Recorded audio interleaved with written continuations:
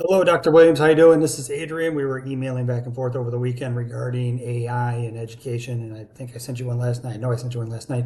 That oddly enough, uh, 60 Minutes had yet again another little vignette or topical story regarding AI in education. So I urge you to take a look at that because that was really cool stuff. So in the simplest of ways, I mean, we can use ChatGPT and AI to help like our students do very sizable amounts of research and be able to do sizable amounts of evaluation of data sets. But this is a overly simplified version of how we can use it to help foster creative thinking and really create an environment or an assignment where we ask our students to have more intellectual curiosity. So this would be a prompt that I'm providing to ChatGPT as an instructor for ChatGPT to help me write an assignment. I would like to create an article review assignment for a 200 level kinesiology course.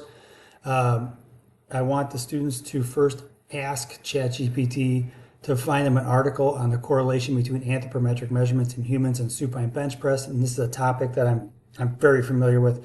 And it's a topic that I know that there is robust amounts of information on. So it's not like I'm providing a big hurdle on the front end where they can't source information. That is off the table. That's not what we're after with this assignment. The students will be required to request an article be written in APA style with sources cited in the body and separately at the end. The students will then be asked to research one of the provided references to corroborate the use of the source and if it's correct. And the students will then source an additional article on their own, either via Google Scholar or other freed sources.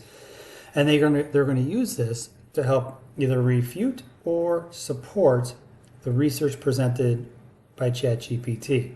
So, and then we all blah, blah, blah, blah, the requirements of the assignment, 2-page review of literature, APA style, and this is what the students will be asked. And we'll also need writing prompts. And with this, here's the assignment, correlation between anthropometric measurements, objective, instructions. This is pretty kind of plain vanilla stuff here, which I don't think I need to bore you with, but I'll kind of scroll down slowly as I'm talking here. You know, we go ahead and ask the students to request from ChatGPT, find an article, give our sources cited, and really what we're doing is we're trying to find a way to have the students have greater intellectual curiosity, not just have a writing prompt go out to ChatGPT and it coughs up a hairball of a homework assignment. You know, we want them to evaluate the hairball is really what we're after. And the other part of this is we're asking the students to be able to source and utilize different technology to help them in their homework assignments. ChatGPT is one, using Google Scholar is another. There's a prompt in here in sourcing, using sources on campus, whether it's the library or writing center. And we can layer those in as ways to have different resources for our students. So here's the writing prompts provided for the students. When they write their assignment, we're looking for an introduction, give me the article for ChatGPT article, go ahead and critique it and tell me what was good and bad and tell me about what actually you found in the article itself and what was valid and what was not valid. Please pull a source, go ahead and research that source, and is it supportive of what was found by ChatGPT or is it something you can refute? And now go off and find your own research article conclusion. And ChatGPT is always quite good about providing a rubric that you can use. And many times it'll cough this up and you can make adjustments as you go. So with this, the notes in the bottom, what I like about this is be mindful of AI generated content, seek assistance from library instructor, which I think is great. And I would probably add in there like writing center or other resources on our campus because we want our students to be able to not just survive but thrive in college, whether it's us or at another university after they leave us. So this is the prompt from a student. Please write an article on a topic of correlation between blah, blah, blah, blah, blah, blah for a 200 level kinesiology course. Use APA style, provided references. This below is the article. And this is the article coughed up, and I don't have to read this to you. It'd be kind of boring. I don't want to take more than 10 minutes on this. So, it'll talk a little bit about the anthropometric measurements and within the actual body itself, provides some references like moss is in there, Keogh is in there. And when we get to the references, and this is where I want to point this out, like Mayhew, 100% I'm familiar with that name in the industry. I've read 1,000 articles by Mayhew. Keogh, not so much. Moss, not so much. So when we go in and we use this DOI, right, and we go into this DOI 507-249, we just do a cut and paste right into our browser. It brings us to an article that is Journal of Sports Sciences on Taylor and Francis, the relationship between biomechanical variables driving performance during a golf swing.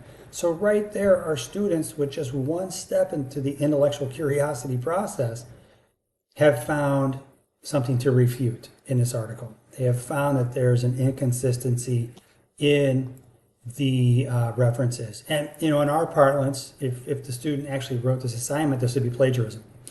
And so now we ask the students you check the DOI if it's provided. If it's not provided, you do a cut and paste on the actual reference itself, Keogh 2010.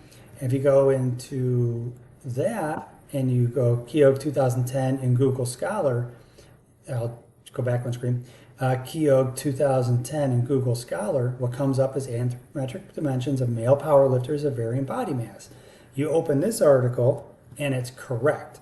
So within just the first reference itself, we're able to show that ChatGPT does not have 100% efficacy.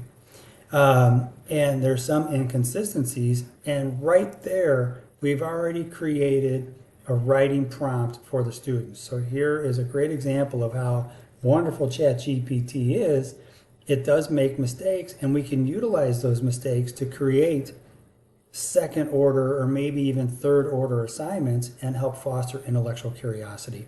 And thereafter, our student will go off and reference and find their own article and then compare and contrast the findings within the write-up provided by ChatGPT, and they would do so in their homework assignment. Real simple way to utilize ChatGPT and AI. Again, as we're getting deeper into this whole process, I think it's going to be a very leverageable tool for us in education.